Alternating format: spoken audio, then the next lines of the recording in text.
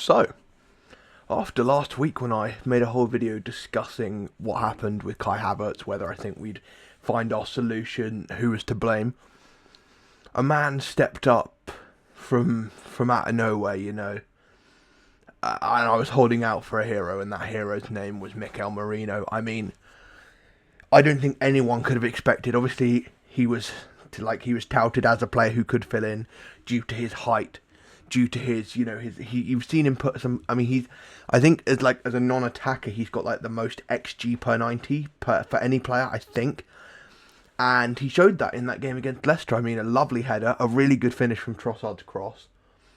And we won 2-0. We keep the pressure on, at least for now.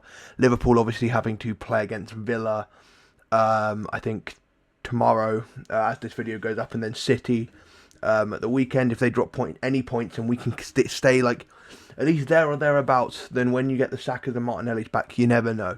Especially with that game at Anfield towards the end of the season. Obviously heavily favoured for Liverpool, but I didn't think they were super impressive against Wolves. But if we're going to look forward with this Merino at striker, then I think you have to look at why he had to come on at striker. And the main problem for me was Raheem Sterling.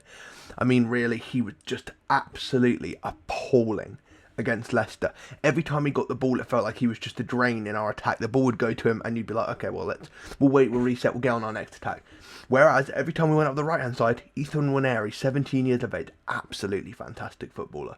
You can't expect it every week, because he is, of course, only 17, but his talent, his maturity, it's absolutely fantastic to see, and it makes me really proud to support this club when you see players coming up through Hayland like him and Lewis Skelly with a fantastic interception.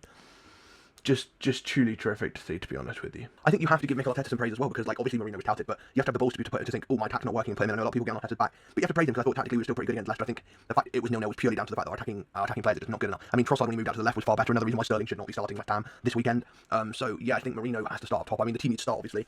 Hopefully Ben White can get a chance off the bench because he didn't play last week, but obviously you want to make sure he's back properly. You don't want to rush him into the team, because when you rush back, injuries can happen again. But obviously you want Raya, you want the same back four, to be honest. You want Timber, Gabriel, Saliba, Skelly. Then I would take Partey out and put Jorginho in, because when he came on suddenly we had a bit more to us. We scored our 2 goals. Partey, he has got some horrific errors in him. He nearly handed Leicester a goal. So I take out Partey, Jorginho, Rice, and Odegaard, and then Nwaneri, Mikel Merino, and Trossard. And I think that's the team you have to run with until you get some players back, or until Sterling, if he comes off the bench, shows that he can do something in the starting team. Because right now, I wouldn't put him near our squad, let alone the team. I mean, I'd sooner give a chance to someone like Butler or Yadeji, or like what's his name, Kobe.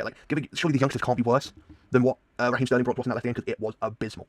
And then you look at like a player like Chido, Obi Martin at United, obviously came on for like a minute, bit of a PR thing from Amarim, and you think he maybe could have been pushing it with these injuries. Obviously, you can't expect that. I don't really begrudge him believing with the salary increase that they gave him, but he might have been getting minutes right now. And you it's just crazy to think about. So yeah, I'm looking forward to West Ham. I think we should win that game at home. But let's hope Liverpool drop some points this week.